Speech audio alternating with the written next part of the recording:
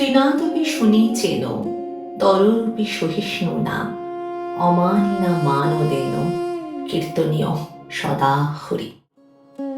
অর্থাৎ তৃণের থেকেও বিনয়ী, বৃক্ষের থেকেও সহনশীল হয়ে নিজের জন্য সম্মান না চেয়ে সকলকে সম্মান দিয়ে সর্বদা হরিনাম স্মরণ করায় ভক্তির প্রকৃত পথ।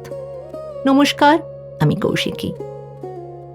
আজ আমরা এসেছি উত্তর কলকাতার বাগবাজারে গিরিশ মঞ্চের ঠিক উল্টো দিকে কালীপ্রসাদ চক্রবর্তী স্ট্রিটে অবস্থিত এক ঐতিহাসিক বৈষ্ণব তীর্থ শ্রী গৌরীয় মঠে।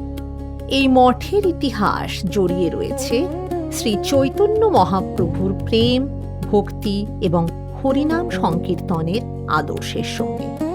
সেই আদর্শকে বিংশ শতাব্দীতে নতুনভাবে বিশ্বের দরবারে পৌঁছে দিয়েছিলেন শ্রীল ভক্তি সিদ্ধান্ত সরস্বতী গোস্বামী প্রভুপাদ। 1918 সালে তিনি গৌড়ীয় মঠ প্রতিষ্ঠা করেন। পরে কলকাতা এই আন্দোলনের অন্যতম প্রধান কেন্দ্র হয়ে ওঠে, আর বাগবাজারের এই মঠ হয়ে ওঠে গৌড়ীয় বৈষ্ণব ধর্ম প্রচারের এক গুরুত্বপূর্ণ ঠিকানা।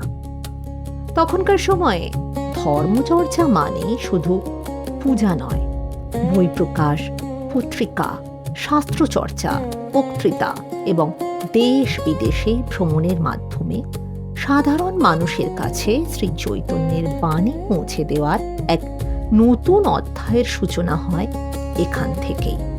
বলা যায়, আধুনিক যুগে বৈষ্ণব ধর্মপ্রচারের ইতিহাসে এই মঠের অবদান অনস্বীকার্য। এখানে রয়েছে একটি সমৃদ্ধ গ্রন্থাগার, পাশাপাশি রয়েছে একটি মিউজিয়ামও, যেখানে বৈষ্ণব ইতিহাসের বহু দুর্লভ নিদর্শন সংরক্ষিত আছে। প্রচলিত তথ্য অনুযায়ী সেখানে শ্রী চৈতন্য মহাপ্রভুর হাতের লেখার একটি দুর্লভ নিদর্শনও সংরক্ষিত রয়েছে, যা ভক্ত ও গবেষকদের কাছে অত্যন্ত মূল্যবান ঐতিহ্য হিসেবে বিবেচিত।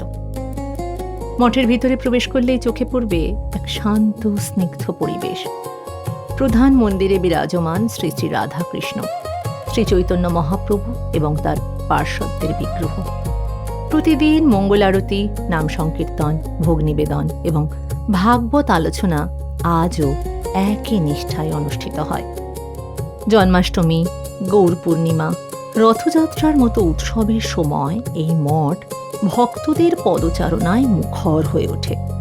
শুধু কলকাতা নয়, দেশের নানা প্রান্ত থেকে মানুষ আসেন এই পবিত্র স্থান দর্শন করতে।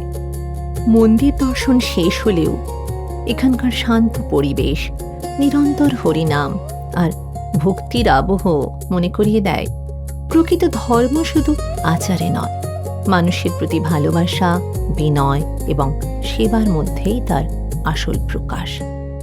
আজ এই পর্যন্তই। আবারও ফিরে আসব কলকাতার আরও এক প্রাচীন মন্দির, আরও এক বিস্তৃত ইতিহাস নিয়ে। ততদিন ভালো থাকুন, দর্শনের সঙ্গে থাকুন। হরে কৃষ্ণ।